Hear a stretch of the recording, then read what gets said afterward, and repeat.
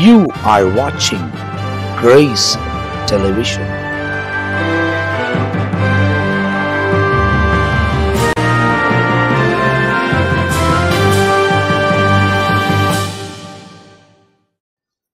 ஆண்டவரும் அருமை இரட்சகராக இயேசு கிறிஸ்துவின் நாமத்தினால் உங்கள் யாவரையும் அன்போடு கூட வாழ்த்துகிறோம், உங்களை வரவேற்கின்றோம்.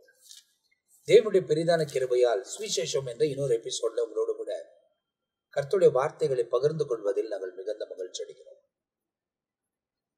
தொடர்ந்து இந்த சுவிசேஷ புத்தகம் ஆரம்பித்த நாளிலிருந்து இருந்து ஒவ்வொரு காரியமும் பார்ப்பது ரொம்ப சுவாரஸ்யமாய்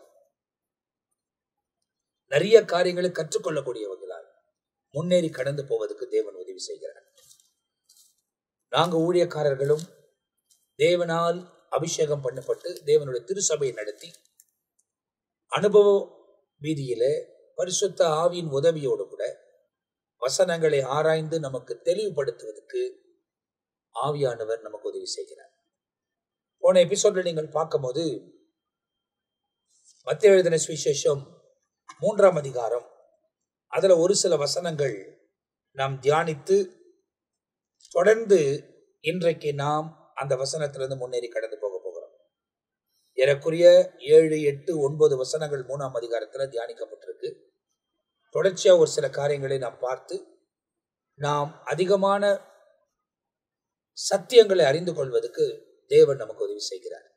இந்த நிகழ்ச்சியின் ஆரம்பத்துல நம்ம மத்தியில ரெவரண்ட் ஜெயக்குமார் அவர்கள் முதலாவது ஆரம்பிக்க போகிறார்கள். அதை தொடர்ந்து ஒவ்வொரு ஊழியக்காரர்களும் நம்மோடு கூட பேச போகிறார்கள். இப்போது ரெவரண்ட் ஜெயக்குமார் அவர்கள். கர்த்தருடைய நாமம் மகிமைப்படுவதாக.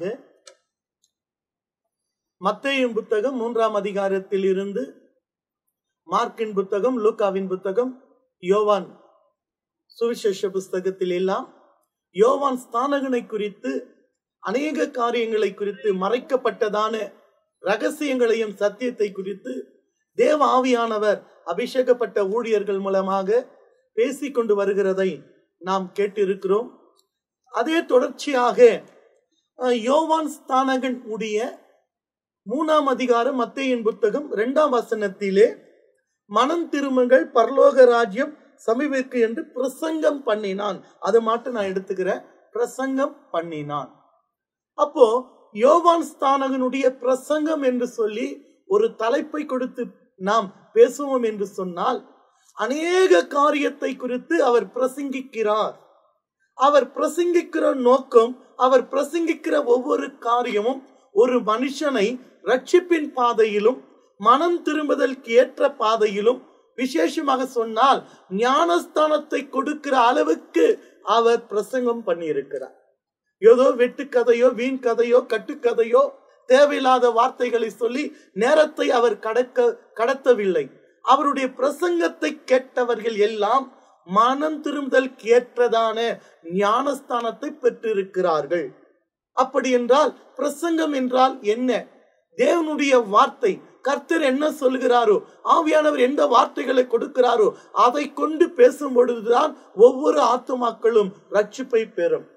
இந்த யோவான் ஸ்நானகனுடைய பிரசங்கத்தை கேட்டவர்கள், வசனம் சொல்லுது, அப்பொழுது எருசலேம் நகரத்தாரும் யூதயா தேசத்தாரும் அனைவரும் யோர்தானுக்கு அடுத்த சுற்றுப்புறத்தார் யாவரும் அவனிடத்துக்கு போய் தங்கள் பாவங்களை அறிக்கையிட்டு யோர்தான் நதியிலே அவனால் ஞானஸ்தானத்தை பெற்றார்கள்.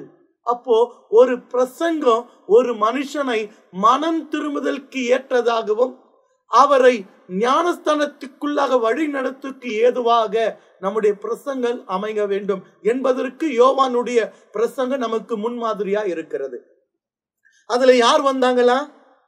பரிசேயர் ஞானஸ்தானம் பெற்றார்கள்.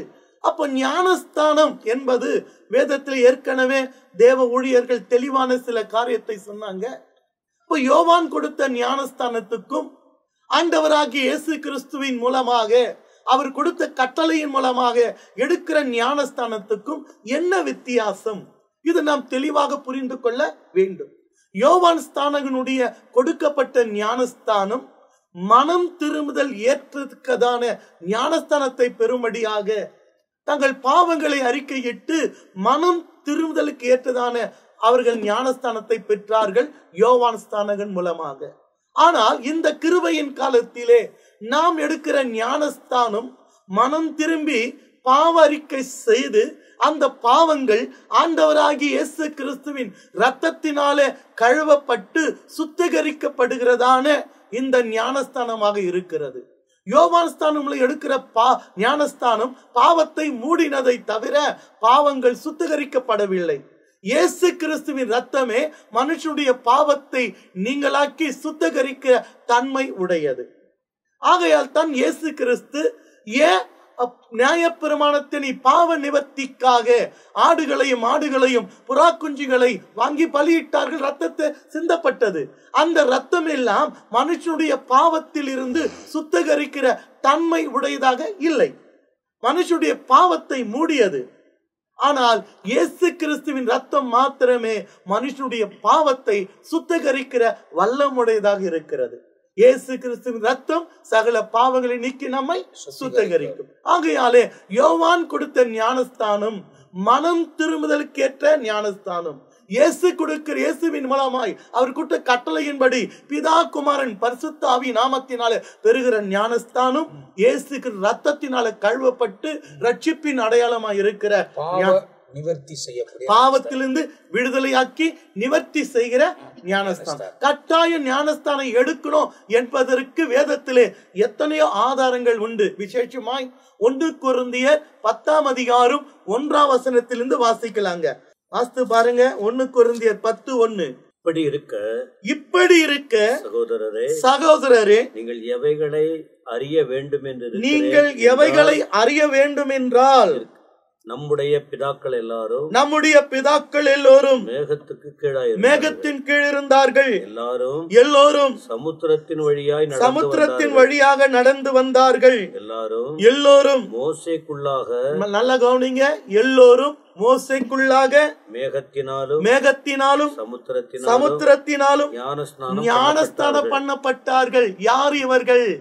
மோசேயின் மூலமாக 400 ஆண்டுகள் எகிப்து தேசத்திலே அடிமைதனத்தில் இருந்தவர்களை கர்த்தர் மோசேயின் மூலமாக மீட்டெடுக்கப்பட்ட ஜனங்கள்.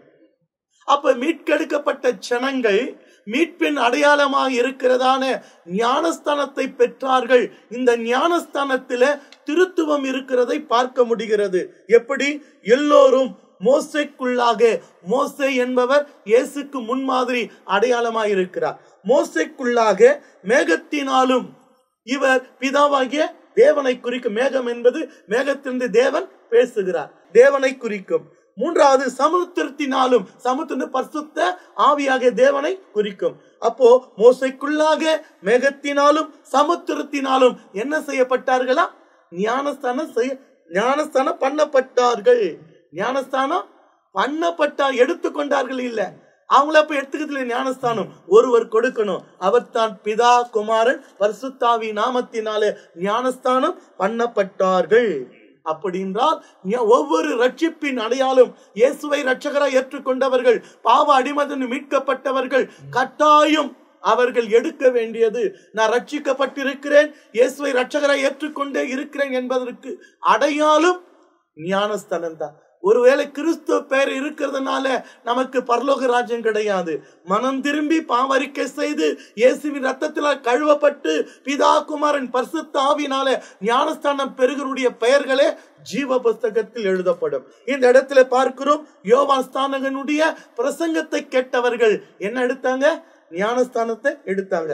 அநேக பிரசங்கம் செய்கிறார், அநேக பிரசங்கம். இந்த ஞானஸ்தானத்தின் ஒன்று வரும் பொழுது இந்த யோவான்ல ஒரு காரியத்தை மாத்த சொல்லி நான் முடிக்கிறேன். யோவான் ஸ்நானகன் ஞானஸ்தானம் கொடுத்தாரு. ஆனா அதே நேரம் யோவான் ஸ்நானகன் இன்னொரு ஞானஸ்தானத்தை குறித்து பிரசங்கிக்கிறார். அது வாசி பாருங்க. 1ஆம் அதிகாரம், யோவான் 1ஆம் அதிகாரம் 29ஆம் வசனத்தில் வருகிறது. மறுநாளிலே யோவான் இயேசுவை தன்னிடத்தில் வர கண்டு, இதோ உலகத்தின் பாவத்தை சுமந்து தீர்க்கிற தேவ ஆட்டுக்குட்டி என்றார். பாருங்க, இந்த இடத்துல ஒரு பிரசங்கம் செய்யறாரு. இயேசு கிறிஸ்துவை அழைக்கிறாரு தேவ ஆட்டுக்குட்டி. இயேசு தேவகுமாரன் என்று சொல்லப்படுகிறது. மனித வர்க்கமாக மனிதனாக இந்த பூமியில் பிறந்தார், மனுஷகுமாரன் எனப்பட்டார் சொல்லப்படுகிறது. ஆனா எல்லாரை காட்டிலும் யோவான் ஸ்நானகன் இயேசுவை சொல்லும் பொழுது தேவ ஆட்டுக்குட்டி. அப்போ இந்த வார்த்தைக்கு எல்லாம் ஒரு ஆட்டுக்குட்டி என்பது பாவ நிவர்த்திக்காக நியாயப்பிரமாணத்தின்படி பலி செலுத்தப்பட வேண்டும். ஆனா இந்த இடத்துல யோவான் ஸ்நானகன் இயேசுவை குறித்து பிரசங்கிக்கும் பொழுது, இதோ உலகத்தின் பாவத்தை சுமந்து தீர்க்கிற தேவ ஆட்டுக்குட்டி. இயேசு யாரா? தேவ ஆட்டுக்குட்டி. சும்மா சொல்ல, உலகத்தின் பாவத்தை சுமந்து தீர்க்கிற தேவ ஆட்டுக்குட்டி. இந்த பிரசங்கம் மறுபடி இதே வார்த்தை சொல்றாரு. வாஸ்து பாருங்க 35. மறுநாளிலே யோவானும் அவனுடைய சீஷரை 2 பேரும் நிற்கும் பொழுது இயேசு நடந்து போகிறதை அவன் கண்டு, இதோ தேவ ஆட்டுக்குட்டி என்றான். அவன் இப்படி சொன்னதை 2 சீஷரும் கேட்டு இயேசுக்கு பின் சென்றார்கள். ஒரு பிரசங்கம் செய்தா அந்த பிரசங்கத்தை கேட்கிறவர்கள் விசுவாசத்துக்குள்ள வரணும், இயேசுவை ரட்சகரை ஏற்றுக்கணும், அவரை பின்பற்றி நடக்கிறவர்களா இருக்கணும். அப்போ யோவான் ஸ்நானகனுடைய பிரசங்கம், இதோ உலகத்தின் பாவத்தை சுமந்து தீர்க்கிற தேவாட்டுக்குட்டி. மறுபடியும் சீஷர்கள் இருக்கும்போது சொல்லும் பொழுது அந்த 2 சீஷர்களும் இயேசுக்கு பின்னால போகிறாங்க. இவர் தேவாட்டுக்குட்டி, இவர் தேவன், இவர் மூலமா நமக்கு மீட்பு உண்டு, ரட்சிப்பு உண்டு என்று சொல்லி அவருக்கு பின்னால் அவரை பின்பற்ற போகிறார்கள். அது மாத்திரமல்ல, ஞானஸ்தானம் சொன்ன அல்லவா, யோவான் இன்னொரு ஞானஸ்தானத்தை சொல்லுகிறார். அதுதான் இப்ப நம்ம வாசிக்கிறோம். யோவான் 1:30. எனக்கு பின் ஒருவர் வருகிறார், அவர் எனக்கு முன் இருந்தபடியால் என்னிலும் மேன்மை உள்ளவர் என்று நான் சொன்னேனே, அவர் இவர்தான். நானும் இவரை அறியாது இருந்தேன். இவர் இஸ்ரவேலுக்கு வெளிப்படும் பொருட்டாக நான் ஜலத்தினாலே ஞானஸ்தானம் கொடுத்து வந்தேன் என்றான். பின் யோவான் சாட்சியாக சொன்னது, ஆவியானவர் புறாவை போல வானத்தில் இருந்து இறங்கி இவர் மேல் தங்கினதை கண்டேன். நானும் இவரை அறியாது இருந்தேன். ஆனாலும் ஜலத்தினால் ஞானஸ்தானம் கொடுக்கும்படி என்னை அனுப்பினவர் ஆவியானவர் இறங்கி யார் மேல் தங்குகிறதை நீ காண்பாயோ, அவரே பரிசுத்த ஆவியினாலே ஞானஸ்தானம் கொடுக்கிறவர் என்று எனக்கு சொல்லியிருந்தார். அப்போ இயேசு பரிசுத்த ஆவியினாலே ஞானஸ்தானத்தை கொடுக்கிறவர் என்று அவர் அறிந்திருந்தார். அப்ப இதுல நாம் என்ன கற்றுக்கொள்கிறோம்? ஞானஸ்தானத்தை பெற்ற நாம், தண்ணீரில் முழுக்கினாலே ஞானஸ்தானத்தை பெற்ற நாம், ஜலத்தினால ஞானஸ்தானத்தை பெற்ற நாம், ஒவ்வொரு தேவ பிள்ளையும் இயேசு கொடுக்கிறதான பரிசுத்த ஆவியினுடைய ஞானஸ்தானத்தை பெறணும். அது வேதம் சொல்லுது. மகம் அப்பம் கெட்டால் கல்லை கொடுப்பானோ, மீனை கெட்டால் பாம்பை கொடுப்பானோ, முட்டை கெட்டால் தேளை கொடுப்பானோ. பொல்லாதவங்க நீங்க உங்க பிள்ளைக்கு நல்லவிகளை கொடுக்க அறிந்திருக்கும் பொழுது தம்மிடத்தில் வேண்டிக் கொள்ளுகிறவர்களுக்கு பரிசுத்த ஆவியானவர் கொடுப்பது அதிக நிச்சயம் அல்ல. அப்படி என்றால் ரட்சிப்பை பெற்றவர்கள் ஞானஸ்தானத்தை, ஜலத்தினால் ஞானஸ்தானத்தை பெற்றவர்கள் பரிசுத்த ஆவியினாலும் ஞானஸ்தானத்தை பெறணும். அதை கொடுக்கிறவர் ஆண்டவராகிய இயேசு கிறிஸ்து மாத்திரம்தான். இப்ப அழைக்கப்பட்ட ஊழியர்கள் அவர்கள் பிதா குமாரன் பரிசுத்த ஆவி நாமத்தினாலே ஜலத்தினாலே ஞானஸ்தானத்தை கொடுக்கிறோம். யாரும் பரிசுத்த ஆவியினால் ஞானஸ்தானத்தை கொடுக்க முடியாது. அதை தருகிறவர் நாம் ஆராதிக்கிற இரட்சகராயிருக்க இயேசு மாத்திரமே. அவர் ஒருவர் மாத்திரமே பரிசுத்த ஆவியினால் ஞானஸ்தானத்தை கொடுக்கிறவர். இந்த உலகத்திலே ஜெயமுள்ள ஒரு கிறிஸ்தவ வாழ்க்கை வாழ வேண்டுமானால், ஒரு மேன்மைக்குரிய வாழ்க்கை வேண்டுமானால் நமக்கு தேவை பரிசுத்த ஆவியினால் பெறுகிற ஞானஸ்தானம்.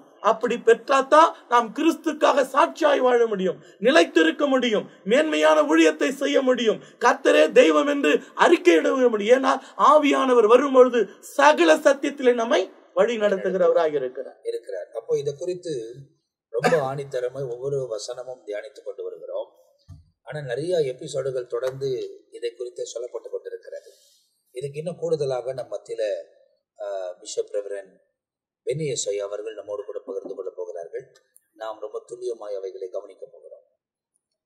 யோவான் ஸ்நானனை குறித்து நாம் தியானித்து கொண்டு வருகிறோம். இந்த யோவான் ஸ்நானன் எப்பேற்பட்டவனாய் இருப்பார் என்று சொல்லி அவருடைய தகப்பனாகிய அவரிடத்தில் சொல்லுகிறதை நாம் பார்க்கிறோம். அது என்ன என்று பார்த்தால், சகரியாவிடத்துல பிறக்க போகிற அந்த யோவான் எப்பேற்பட்டவராய் இருப்பார் என்ற சில குறிப்புகளை நாம் இன்றைக்கு பார்க்க போகிறோம். முதலாவதாக லூக்காவின் சுவிசேஷம் 1வது அதிகாரம் 14வது வசனத்தை வாசித்து பார்ப்போம் என்றால், அவருடைய பிறப்பு எப்பேற்பட்டதாயிருக்கும், யோவான் ஸ்நானனுடைய பிறப்பு எப்பேற்பட்டதாயிருக்கும் என்று பார்த்துவிட்டு இயேசுவின் பிறப்பு எப்பேற்பட்டதாய் இருந்தது என்பதை ஒப்பிட்டு பார்க்க போகிறோம். 14வது வசனத்துல, உனக்கு சந்தோஷமும் மகிழ்ச்சியும் உண்டாகும். யாரை பார்த்து சொல்றாரு? அவருடைய தகப்பனாகிய சகரியாவை பார்த்து தேவதூதன் சொல்லுகிறதான வார்த்தை என்னென்று கேட்டால், உனக்கு சந்தோஷமும் மகிழ்ச்சி உண்டாகும், அவன் பிறப்பு நிமித்தம் அநேகர் சந்தோஷப்படுவார்கள். முதலாவது யோவானுடைய பிறப்பின் மூலமாய் அநேகர் சந்தோஷப்படுவார்கள் என்று சொல்லி முதலாவது யோவான் ஸ்நானனை குறித்து அவருடைய தகப்பனாகிய இந்த சகரியாவிடத்துல தேவதூதன் சொல்லுகிறார். அதே போல்தான் ஆண்டவராகிய இயேசு கிறிஸ்துவை குறித்து சொல்லும்போது, இதோ எல்லா ஜனத்திற்கும் மிகுந்த சந்தோஷத்தை உண்டாக்கும் நற்செய்தி உங்களுக்கு அறிவிக்கிறேன் என்று கர்த்தராகிய கிறிஸ்து என்னும் இரட்சகர் உங்களுக்காக தாவீதின் ஊரிலே பிறந்திருக்கிறார். அப்போ யோவானின் பிறப்பு அநேகருக்கு சந்தோஷத்தை உண்டாக்குகிறதா இருந்தது. இரண்டாவதாக லூக்காவின் சுவிசேஷம் அதே 1வது அதிகாரம் 15வது வசனம், குறிப்பாய் அந்த சுபாவங்கள் லூக்கா 1வது அதிகாரம் 11 நாம் 18 வசனம் வரையிலும் தியானிக்க போகிறோம். இரண்டாவதாக யோவான் எப்பேற்பட்டவர் என்று கேட்டால், அவர் கர்த்தருக்கு முன்பாக பெரியவராய் இருப்பான் அப்படின்ட்டு வசனம் இருக்கிறது. வாசிக்கலாமா? அவன் கர்த்தருக்கு முன்பாக பெரியவனாய் இருப்பான். அவன் கர்த்தருக்கு முன்பாக பெரியவனாய் இருப்பான். முதலாவது பார்த்தோம், அவன் நிமித்தம் எல்லாருக்கும் என்ன வருதான்? சந்தோஷம் வருதான். இரண்டாவது, அவன் கர்த்தருக்கு முன்பாக பெரியவனாய் இருப்பான் என்று அங்கே சொல்லப்பட்டிருக்கிறது. அது மட்டுமல்ல, அப்படிக்கு மூன்றாவதாக 15வது வசனத்தை நாம் வாசித்து பார்க்கலாம். திராட்சரசமும் மதுவும் குடியான். திராட்சரசமும் மதுவும் குடியான். தன் தாயின் வயிற்றில் இருக்கும் போதே பரிசுத்த ஆவியினால் நிரப்பப்பட்டிருப்பான். அங்கே பார்க்கிறது என்ன? அடுத்த அவருடைய சுபாவம், அவர் சாப்பிடுற சாப்பாடு வெட்டுக்கிளியும் காட்டு தேனும் என்று பார்த்தோம். ஆனால் இவன் என்ன செய்ய முடியாதான்? திராட்சசம் குடிக்க மாட்டான். அப்போ அந்த யோவான் ஸ்நானனுடைய சுபாவத்தை குறித்து நாம் பார்க்கிறோம். அது மட்டுமல்ல, அப்படிக்கு அங்கே அடுத்தபடியாக 1வது அதிகாரம் 15வது வசனத்தின் கடைசி பகுதியில் பாருங்க, பரிசுத்த ஆவினால் நிரப்பப்பட்டிருப்பான். அப்போ அது என்னையா பரிசுத்த ஆவி? ஆனா அப்போஸ்தலர் 2வது அதிகாரத்துலதான் பரிசுத்த ஆவி ஊற்றப்பட்டதாக நாம் வசனத்துல வாசிக்கும் போது, இது என்ன பரிசுத்த ஆவி? அப்போ நம்ம வசனத்துல அதிகமாய் வாசிக்க முடிகிறது. பழைய ஏற்பாட்டு காலத்திலே ஆவியானவர் இறங்குவார், கிரியை செய்வார், போய்விடுவார். அதுதான் ரொம்ப முக்கியம். அதுவும் யாராவது ஒருவர் மேல அவங்க ஜபித்து கொண்டிருக்கும் போது யாராவது ஒருவர் மேல அவர் அவர்களை பயன்படுத்தி ஜனங்களோட கூட பேசுவது மாத்திரமல்ல, எதிரிகளை சங்காரம் பண்ணுகிறதான ஒரு நபராய் கூட என்ன பண்ணலாம், பயன்படுத்தலாம். அதற்கு சிம்சோன் ஒரு உதாரணம். ஆவியானவர் உள்ள வந்த உடனே அவன் என்ன பண்ணுவான்? சண்டை போடுவான், அல்லது ஏதாவது ஒண்ணு செய்வான், வெற்றி கிடைக்கும். அதன் பிறகு ஆவியானவர் என்ன பண்ணிவிடுவார்? மறுபடியும் ஆவியானவர் வந்து இறங்குவார். இப்போ பழைய ஏற்பாட்டு காலத்திலே பார்க்கும்போது அதிக இடங்களிலே அநேகர் மேல் ஆவியானவர் வந்து தன்னுடைய வேலைகளை செய்துவிட்டு போய்விடுவார். ஆனா இங்க சொல்லப்பட்டு இருக்கிறது என்ன? பரிசுத்த ஆவினாலே நிரப்பப்பட்டு இருப்பான் அப்படின்னு பார்த்தா, ஒருவேளை எப்போதும் அந்த ஆவி நிறைவினாலே அவர் இருந்து ஆவி நிறைவினாலே செய்தியை கூட அவர் சொல்லுவாரு. இப்ப பாருங்க, விரியன் பாம்பு குட்டிகளே, வரும் கோபத்திற்கு தப்பித்துக் கொள்ள உங்களுக்கு வகை காட்டினவன் யார்? ஆபிரகாம் எங்களுடைய தகப்பன் என்று சொல்ல வேண்டாம் அப்படின்னு எல்லாம் சொல்லி அவர் கடினமா பேசினாலும் கூட அந்த கடினமான வார்த்தைக்குள்ளே ஆவியின் வார்த்தை இருக்கிறது. பரிசுத்த ஆவியானவர் இருந்ததுனால ஜனங்கள் குத்தப்பட்டவர்களா என்ன செய்தாங்களாம்? அப்படி என்றால் நாங்கள் என்ன செய்ய வேண்டும் என்று வந்து கேட்க காரணம் என்ன? அவருடைய வாயிலிருந்து வருகிற வார்த்தை முழுதும் பரிசுத்த ஆவியின் வார்த்தையாய் இருந்திருக்கும் என்று சொல்லி நான் விசுவாசிக்கிறேன். அந்த பரிசுத்த ஆவியினால் ஏவப்பட்டு பேசும்போதுதான் இருதயத்திலே குத்தப்பட்டவர்களாய் நாங்கள் என்ன செய்ய வேண்டும் என்று வந்து கேட்டதாக வசனத்திலே வாசிக்கிறோம். முதலாவது, அவருடைய பிறப்பிலே சந்தோஷம் இருக்கிறது. இரண்டாவதாக, அவர் பெரியவராய் இருப்பார் என்று பார்த்தோம். மூன்றாவதாக, மதுபானம் குடிக்காதவராய் இருந்தார். நான்காவதாக, பரிசுத்த ஆவினால் நிரப்பப்பட்டவராய் இருப்பார் என்று இப்போ சகரியாவுக்கு தேவதூதன் என்ன பண்றாரு? சொல்றாரு, இப்படி எல்லாம் அவர் இருப்பார் என்று. அடுத்தபடியாக முக்கியமான ஒரு வார்த்தை 16வது வசனத்தை வாசிங்களேன். அவன் இஸ்ரவேல் சந்ததியாரில் அநேகரை அவர்கள் தேவனாகிய கர்த்தரிடத்திற்கு திருப்புவான். அப்ப என்ன அர்த்தம்? அநேகரை தன் தேவனாகிய கர்த்தரிடத்தில் திருப்புகிற ஒரு மனுஷனா. நாம பார்த்தது என்ன? வழியை ஆயத்தம் பண்ணுகிறவர் என்றுதான் பார்த்தோம். ஆனா தேவதூதன் சொல்றாரு, அவன் இஸ்ரவேலின் சந்ததியாரில் அநேகரை அவர்கள் தேவனாகிய கர்த்தரிடத்தில் திருப்புகிறவன். இன்னைக்கு அநேகரை பார்த்தா என்னுடைய விசுவாசி, என் ஆளு, உன் ஆளு அப்படின்வாங்க. அப்பல்லோவை சேர்ந்தவன், பவுலை சேர்ந்தவன், பேதுருவை சேர்ந்தவன்றதெல்லாம் பேசுறாங்க. ஆனா இவர் அப்படி பண்ணல. எல்லா ஜனங்களையும் கொண்டு போய் யார்கிட்ட சேர்க்கிறாங்க? கர்த்தரிடத்துல திருப்புகிற ஒரு மனுஷனாய் காணப்பட்டான். எவ்வளவு மேலான ஒரு அனுபவம் உள்ளவர் பாருங்க. இன்றைக்கு நம்முடைய வாழ்க்கையில நாம் நம்முடைய பிள்ளைகளை, நம்முடைய குடும்பத்தை கர்த்தரிடத்தில் திருப்புகிறவர்களா இருக்கணும். சில நேரத்துல பெற்றோர் செய்யற ஒரு தவறு என்னன்னு கேட்டா, பிள்ளைய பார்த்து நீ அப்பா பிள்ளையா அம்மா பிள்ளையான்னு கேட்பாங்க. நீ அப்பா பிள்ளையா அம்மா பிள்ளையா? இது நேரத்துக்கு ஏற்றபடி நடிக்கும். ஏதாவது அம்மா கையில இருந்துச்சுன்னா நான் அம்மா பிள்ளைன்னு கட்டி பிடிச்சுக்கோம், அப்பா கிட்ட ஏதாவது அப்பா பிள்ளைன்னு கட்டி பிடிச்சு. இப்ப என்ன அர்த்தம்னு கேட்டா, ஆரம்பத்துல என்ன பண்றாங்க? பிரித்து விடுகிறார்கள். ஒருவேளை இப்படி நாம செய்யும் போது இந்த குழந்தை யார் பக்கம் திருப்பல? தேவனிடத்துல திருப்பாதபடிக்கு என்னதான் நேசிக்கணும், என் மேலதான் பாசமா இருக்கணும்னு நினைக்கிறது தவறு. நம்முடைய வாழ்க்கையில நாம் கற்றுக்கொள்ள வேண்டிய பாடம் என்னன்னு கேட்டா, நம்மிடத்தில் வருகிறவர்களை, நம்மை நேசிக்கிறவர்களை நாம் என்ன செய்யணும்னு கேட்டா, கர்த்தரிடத்தில் திருப்புகிறவர்களாய் இருக்க வேண்டும் என்பது இங்கே நாம் கற்றுக்கொள்ள வேண்டிய ஒரு பாடம். அடுத்து இன்னும் ஒரே ஒரு விஷயத்தை மட்டுமே சொல்லி நான் முடிக்க ஆசைப்படுகிறேன். அதுல 17வது வசனத்தை வாசி பாருங்களேன்.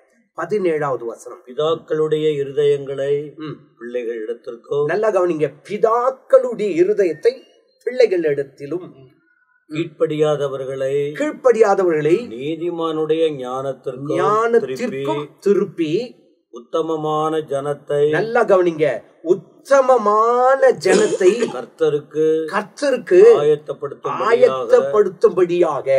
என்ன அழகா இருக்கு பாருங்க. உத்தமமான ஜனத்தை கர்த்தருக்குன்னு ஆயத்தப்படுத்துகிறவனா இருக்கும். இன்னைக்கு நாம அதை செய்யறோமா? இங்க ஒரு வார்த்தை பாருங்க, பிதாக்களுடைய இருதயத்தை பிள்ளை எடுத்திருக்கும். அப்படின்னாக்கா என்ன அர்த்தம்? தகப்பனை போல பிள்ளைங்க இருப்பாங்க. தகப்பன் தேவனை தேடுறது போல பிள்ளைங்க தேடுவாங்க. தகப்பனுடைய வழியில நடப்பாங்க. அடுத்த பகுதியில நாம் பார்க்க போகிறோம். ஒரு குறிப்பிட்ட ஒரு நபர்கிட்ட, அதாவது மதுபானத்தை குடி அப்படின்னு சொன்னா, இல்ல என் அப்பா சொல்லிட்டாரு இதெல்லாம் குடிக்கூடான்ட்டாங்க, அதனால நான் குடிக்க மாட்டேன்னு பிள்ளைங்க ஸ்ட்ராங்கா நிக்கிறாங்க. அப்ப என்ன அர்த்தம்? பிதாக்களுடைய இருதயங்களை பிள்ளைகளிடத்திற்கு, பிதாக்கள் எப்படி கர்த்தரை பற்றி கொண்டார்களோ அதே போல பிள்ளைகளை என்ன பண்றது? பற்றி கொள்வது. கீழ்ப்படியாதவர்களை நீதிமானுடைய ஞானத்திற்கும். அப்ப என்ன பண்ணிட்டான்? கீழ்ப்படியாதவங்க இப்ப யாராவ மாறிட்டாங்க? நீதிமானாய் மாறும்படியாக உத்தமமான ஜனங்களை கர்த்தருக்காக ஆயத்தப்படுத்தும்படி. என்ன அழகா இருக்கு பார்த்தீங்களா? அப்போ தேவனுக்கு என்று ஜனத்தை என்ன பண்றான்? உத்தமமான ஜனங்களா மாற்றி தேவன் பக்கமாய் திருப்புகிறவனாய், உனக்கு பிறக்க போகிற மகன், உன்னுடைய மகனாகிய யோவான் இருப்பான் என்று சொல்லி இங்கே அந்த தகப்பிடத்துல, சகரியாவிடத்துல தேவதூதன் சொல்லும் போது சகரியா என்ன செய்திருக்கணும்? தேவதூதன் வந்து சொல்லிட்டாரே, சந்தோஷப்படணும்ல. ஆனா அவர் சந்தோஷப்படாம சகரியா கேட்ட கேள்வி, தேவதூதனை நோக்கி, இதை நான் எதினால் அறிவேன்? இது எப்படி நம்ப முடியும்? இப்ப இதெல்லாம் சொல்லும் போது நமக்கே ஒரு சந்தோஷமா இருக்கு. இப்பேற்பட்ட பிள்ளையா, இப்பேற்பட்ட பிள்ளை இந்த உலகத்துல பிறக்க போதா அப்படின்னு ஒரு சந்தோஷம் வரணும். இவரே என்ன பண்ணிட்டாரு? பிரதான ஆசாரியன் தான் அங்க மகா பரிசுத்த ஸ்தலத்தில் இருக்கும்போது சந்தேகப்பட்டு, இதை எதினால் அறிவேன் என்ற ஒரு சந்தேகம். இன்னைக்கு அநேகருடைய வாழ்க்கையில சந்தேகம் தான் சீர்கெட்டு போவதற்கு அடிப்படையாய் காணப்படுகிறது. இதே சந்தேகம் தான் அங்க மரியாளுக்கு வந்தது. நான் இதை எதினால் அறிவேன். அப்போ மரியாளை பார்த்து பரிசுத்த ஆவி உன்மேல் நிழலிடும் அப்படின்ட்டு சந்தேகத்தை தீர்த்து வைக்கிறாரு. ஆனா இந்த மனுஷனை என்ன பண்ணிட்டான்னு கேட்டா, நான் இதை எதினால் அறிவேன் அப்படின்னு கேட்ட உடனே தேவதூதன் சொல்லிட்டாரு, அது நடக்கிறவன் நீ ஊமையா இருப்பேன்னு ஒரு தண்டனை கொடுத்துட்டாரு. ஒருத்தருடைய சந்தேகத்தை தீர்த்து வைக்கிறாரு, ஆனா ஒருத்தரை ஊமையாக்கிட்டாரு. இதுல நாம் கற்றுக்கொள்ள வேண்டிய பாடம் என்ன? அறிந்தவனுக்கு அநேக அடி. ஏன்னு கேட்டா, இவர் வேதத்தை அதிகமா அறிஞ்சிருக்காரு. இவர் போயிட்டு, அதுவும் தேவனுடைய சமூகத்துல தன்னுடைய வலது பக்கத்துல வந்து தேவதூதன் நின்று உன் பிள்ளை இப்படி எல்லாம் இருப்பான்பா அப்படின்னு சொன்ன உடனே சந்தோஷப்படாம சந்தேகப்பட்டதனால் அடி விழுது. இன்றைக்கு வேதத்தை அறிந்திருக்கிற நாம் சந்தேகப்படாதபடிக்கு என் ஆண்டவர் வரப்போகிறார், என்னை அவர் பக்கமாய் திருப்பி கொள்ள போகிறார், நான் அந்த பரலோக ராஜ்யத்துக்கு போக போறேன்ற விசுவாசத்திலே நாம் வாழலனாக்கா நமக்கு அடிதான் விழும். அப்படியே அதே நேரத்துல மரியாதை எடுத்துக்கிட்டா தெரியாதவள் ஒன்று சந்தேகப்பட்ட உடனே சந்தேகத்தை தீர்த்து வைக்கிறதாக பார்க்கிறோம். எனக்கு அருமையான கர்த்தருடைய பிள்ளையே, மேன்மையான 6 சுபாவங்கள் அந்த யோவானுக்குள்ளே இருந்தது. இன்றைக்கும் கூட தேவன் நம்மையும் ஒரு மேன்மைப்படுத்தி தேவனுக்கு முன்பாக நாம் உத்தமமா இருக்க வேண்டும் என்று சொல்லி விரும்புகிறார். இங்க பார்த்தீங்க அப்படின்னு சொன்னா இங்க வசனத்துல உத்தமமான ஜனத்தை கர்த்தருக்காக ஆயத்தப்படுத்தும்படியாக. இன்றைக்கு நாம் அப்படி ஆயத்தப்படுத்துகிறோமா? சற்று யோசித்து பார்க்கலாம். நம்முடைய பிள்ளைகளை ஆயத்தப்படுத்துகிறோமா? நம்முடைய குடும்பத்தை ஆயத்தப்படுத்துகிறோமா? ஆயத்தப்படுத்துவோம். கர்த்தர் நம்மை ஆசீர்வதிப்பார். அப்ப தொடர்ந்து இந்த வசனங்கள் குறித்து ஏராளமான வெளிப்பாடுகள் நமக்கு வெளிப்படுத்தப்பட்டு கொண்டே இருக்கிறது. இதை தொடர்ந்து நம்ம மத்தியில ரெவரண்ட் மெல்கிசேதக் அவர்கள் பகிர்ந்து கொள்ள போகிறார்கள். தொடர்ச்சியாக நாம் யோவான் ஸ்நானகனுடைய பின்னணியை நாம் தியானித்து கொண்டு வந்தோம். அவர் வந்த நோக்கம் வழியை ஆயத்தப்படுத்த என்பதை நாம் தொடர்ச்சியா பார்க்கிறோம்.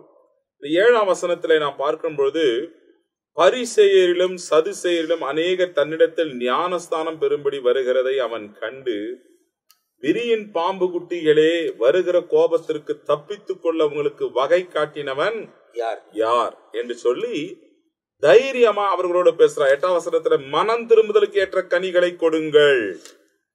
அப்ப அவன் வந்த நோக்கத்தை அவன் தைரியமாய் பிரசங்கம் பண்ணுகிறான்.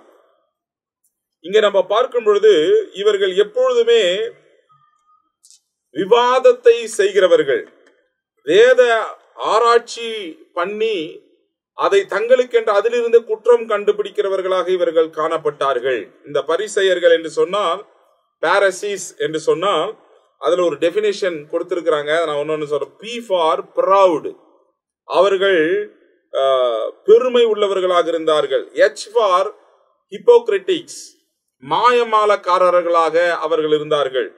A for arrogant, அவர்கள் ஆணவக்காரர்களாக இருந்தார்கள். R for religious, மத அமைப்பை பற்று உடையவர்களாக அவர்கள் இருந்தார்கள். I for insulting, நிந்திக்கிறவர்களாக, இன்சல்ட் பண்றவர்களாக இருந்தார்கள். S for self righteous, அதாவது சுயநீதிக்காரர்களாக அவர்கள் இருப்பார்கள். E for evil murderer, எப்பொழுதுமே தீய கொலை பாதகராக அவர்கள் இருந்தார்கள். அடுத்து E for high pleaser, அதாவது நல்லவர்களாக தங்களை காட்டிக் கொள்கிறவர்கள். இதுதான் பாரசீஸ்.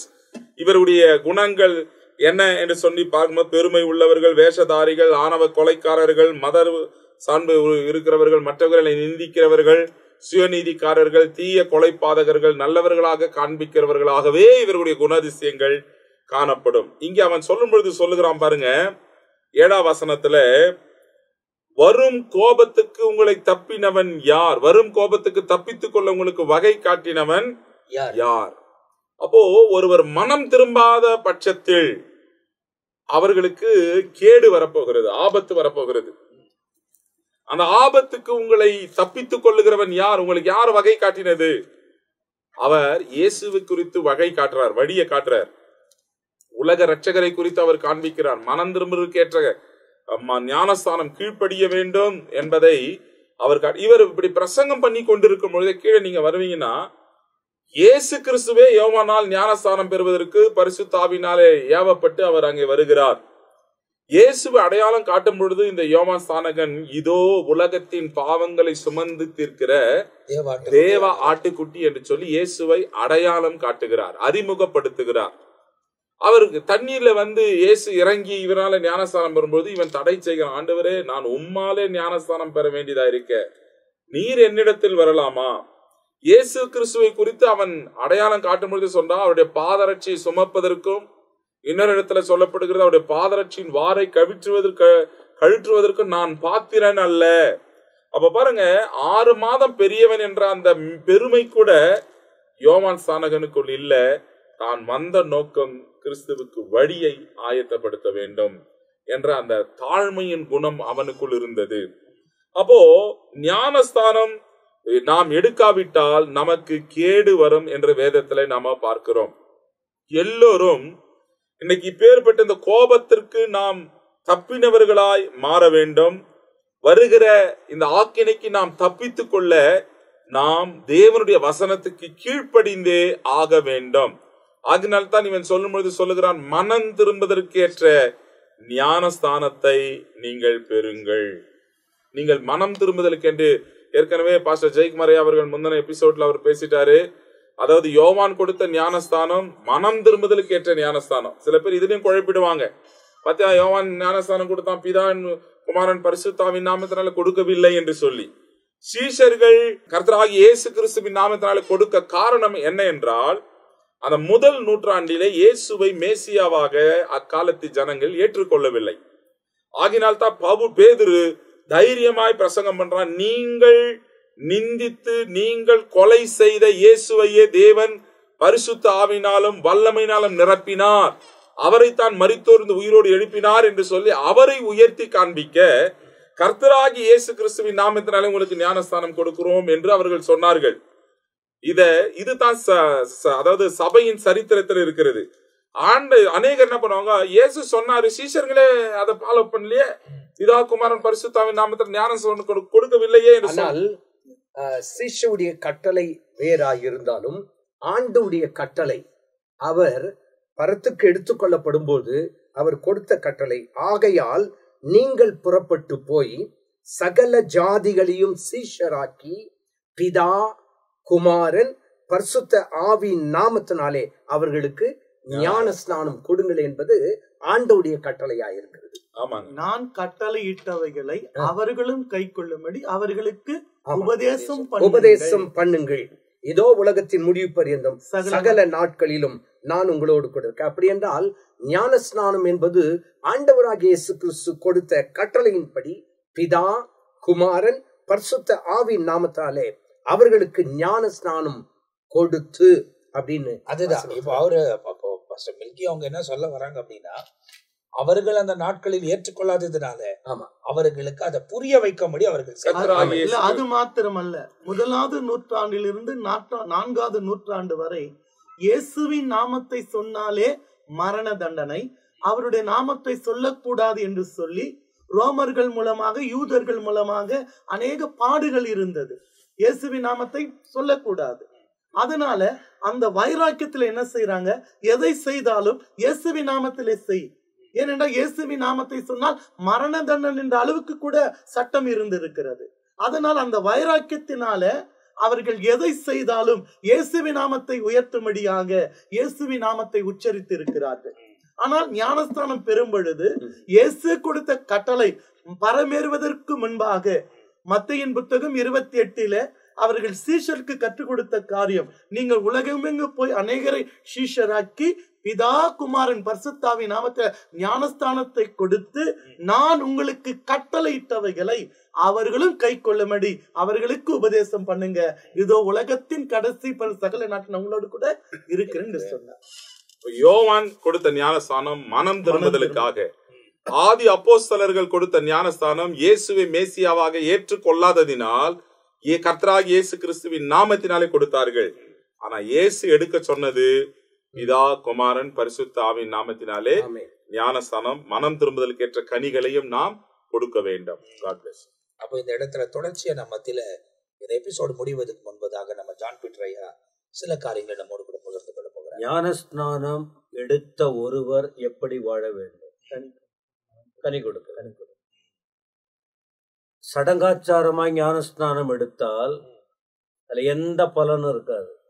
சடங்காச்சாரம், தாத்தா எடுத்தாரு, அப்பா எடுத்தாரு, மற்றவங்க எடுத்தாங்க, நானும் எடுத்தேன், ஆனால் மாற்றம் எதுவும் இல்லை. ஆனால் உண்மையான வேதத்தின்படி ஞானஸ்நானம் எடுக்கும்போது அதில் ஒரு பெரிய மாற்றம். அந்த மாற்றம் என்ன? வெளிப்படையான கனி. அப்ப இந்த வெளிப்படையான கனி எப்போ வரும்? உள் மாற்றம் வரும்போது, உள்ளே மனமாற்றம் அடையும் போது வெளிப்படையான கனிகள் வெளிப்படும். இந்த அதிகாரத்துல 3 இடத்துல அந்த மனம் திரும்புதல் என்ற வார்த்தை உச்சரிக்கப்பட்டிருக்கிறது. 2ஆம் வசனம் மனம் திரும்புங்க. அப்போ மனம் கரடு முரடா இருக்கு, மனதில் தேவையில்லாது நிறைஞ்சிருக்கு, அதனால அது மாறணும். 11ஆம் வசனத்துல மனம் திரும்புதலுக்கென்று நான் ஜலத்தினால் உங்களுக்கு ஞானஸ்நானம் கொடுக்கிறேன். மனம் திரும்பலன்னா தேவராஜ்யம் இல்லை. மனம் திரும்பாவிட்டால் இயேசுவை நீங்கள் காண முடியாது. மனம் திரும்பினவர்கள் உங்கள் வாழ்க்கையில் ஒரு பெரிய மாற்றம் வர வேண்டும். 1. சரி, என்ன அப்படின்னு சொன்னால், லூக்கா 19:8 இயேசு கிறிஸ்து போறார் எங்க, நம்ம சகை வீட்டுக்கு. அவர் போனார், ஒண்ணுமே சொல்லல. இயேசு வீட்டுக்கு போனார். மனுஷன் உள்ளத்துல வந்தார்னு வைத்துக் கொள்வோமா. இயேசு சாமி உள்ளத்துல வந்த, அவருடைய வார்த்தையாகிய தேவன் உள்ள வந்தாலே ஒரு பெரிய மாற்றம். அவர் மனசுல மனதின் மாற்றத்தை வெளிப்படையாய் அறிக்கையிட்டார். என்ன சொன்னாரு? சொல்லாமலே அவர் மனம் திரும்பி. அதான், அப்ப மனம் திரும்புதல்ங்கிறது வாழ்க்கையில் அந்த கனி, அதான் கனி. திரும்ப அவர் அந்த காரியம் செய்யல. இன்னொரு காரியம் 2 கொரிந்தியர் 5:17, ஒருவன் கிறிஸ்துவுக்குள் இருந்தால் புது சிருஷ்டியாய் இருக்கிறார், பழையவைகள் ஒழிந்து போயின, எல்லாம். இதுதான் கனி கொடுக்கிற அனுபவங்கள். அப்ப இப்படிப்பட்ட ஒரு அனுபவம் நம்முடைய வாழ்க்கையில் தேவை. மனம் திரும்புதலுக்கேற்ற கனி, அந்த கனி மனம் திரும்பாத அனுபவம், மனம் திரும்பின அனுபவம் அப்படின்னு வரும்போது, கலாத்தியர் 5ஆம் அதிகாரத்தில் 19-20 வசனங்களில் படிக்கும்போது 17 விதமான மனம் திரும்பாத மாம்ச காரியங்கள், சடங்கான காரியங்கள் அதுல பார்க்கிறோம். ஆனால் கலாத்தியர் 5:22-23 பார்க்கும்போது 1:9 சொல்லலாம், 3:1 சொல்றமே நம்முடைய திரித்துவத்தை. அதை போல ஆவியின் கனியோ, அப்ப உள்ள ஆவி மாற்றப்படுவது, மனம் மாற்றம் அடைவது. அந்த கனி 1:9 என்னது? அன்பு, சந்தோஷம், சமாதானம், தயவு, நீடிய பொறுமை, சாந்தம், இச்சையடக்கம். 9 காரியம். இது இந்த பரிசெயர்கிட்ட, இந்த சதுசெயர்கிட்ட இந்த அனுபவம் இல்லை. அவங்க பாரம்பரியத்தை பின்பற்றி வாழ்ந்தாங்க. அதனால யோவான் வந்தது, அதை மாற்றி போட்டு, நான் இதுவரைக்கும் நீங்க பழைய பாரம்பரியத்துல இருந்தீங்க, நியாயப்பிரமாண காரியம் அதை பின்பற்றினீங்க. நான் நியாயப்பிரமாணத்தோடு ஒட்டி வந்தாலும் நான் வித்தியாசமானவன், இன்னொருவரை குறித்து நான் அறிவிக்க போகிறேன், பரலோக ராஜ்யத்திற்கு வழிகாட்ட போகிறேன். அதனால நீங்க மனம் திரும்பிதான் ஆகணும், கனி கொடுத்து ஆகணும். அப்போ இயேசுவை பார்க்க முடியும், இயேசுவோடு இருக்க முடியும் என்கிற சத்தியத்தை விளக்கமாய் கூறியிருக்கிற விஷயங்களை தான் இந்த 8ஆம் வசனம், மனம் திரும்புதலுக்கு ஏற்ற கனிகளை கொடுங்க. இதுவரைக்கும் கொடுக்கலன்னா கொடுங்க. அந்த வெளிப்படையான கனிதான் சாட்சி நிறைந்த வாழ்க்கை. கண்டிப்பா அதுதான் அந்த வார்த்தைகளை சொல்ல. இந்த உலகத்தை நாம் பார்க்கும் பொழுது ஆவின் வரங்களை கொண்ட ஊழியர்களையும் விசுவாசிகளை பார்க்கலாம், ஆவின் அபிஷேகப்பட்ட ஊழியர்களையும் விசுவாசிகளை பார்க்கலாம். ஆனால் ஆவின் கனி நிறைந்த ஊழியர்களையும் விசுவாசிகளை பார்ப்பது அரிதாக இருக்கிறது. ஏன்னா நமக்கு ரட்சிக்கப்பட்டவர்களுக்கு எந்த அளவுக்கு ஆவின் வரங்கள் முக்கியமோ, எந்த அளவுக்கு ஆவின் வல்லமைகள், ஆவின் அபிஷேகம், அக்கினி அபிஷேகம் முக்கியமோ, அதை விட மேலானது ஆவின் கனிகள். ஏன்னா நமக்கு ஆவின் கனிகள் எது? உண்மை, நீதி, நேர்மை, தாழ்மை, இச்சடுக்கம், அன்பு, சாந்த குணம், இவையெல்லாம் ஆவின் கனிகள். ஒவ்வொரு ஊழியர்களுக்கும், ஒவ்வொரு விசுவாச மக்களுக்கும், ரட்சிக்கப்பட்டு ஞானஸ்தானத்தை எடுக்கப்பட்டவர்கள் நாம் கடைபிடிக்க வேண்டியது, நமக்கு தேவையானது ஆவின் கனிகள். கனி இல்லாத வாழ்க்கை, கனி இல்லாத வாழ்க்கை கிறிஸ்துவ வாழ்க்கை சொல்லி. ஏன்னா கிறிஸ்துவின் அன்பை நாம் வெளிப்படுத்தணும், தாழ்மையா இருக்கணும், உண்மையா இருக்கணும். அன்பு, நீதி, நேர்மை, தாழ்மை, இச்சடுக்கம், சாந்த குணம், இவையெல்லாம் ஆவின் கனிகள். அப்போ ஒவ்வொருடைய வாழ்க்கையிலும் ரட்சிக்கப்பட்டு ஞானஸ்தானத்தை எடுத்தவர்கள் அந்த ஆவின் கனிகளை வாஞ்சிக்கணும். அது வேதம் நமக்கு கற்றுக் கொடுக்கிறது. அதைத்தான் யோவான் ஸ்நானகன் தெளிவாய் ஆணித்தரமாக அழுத்தி சொல்லி எழுதப்பட்டிருக்கிறது. மனம் திரும்பினவர்கள் ஆவின் ஏற்ற கனியை கொடுங்கள். மனம் திரும்புதல் ஏற்ற கனிகளை கொடுங்க.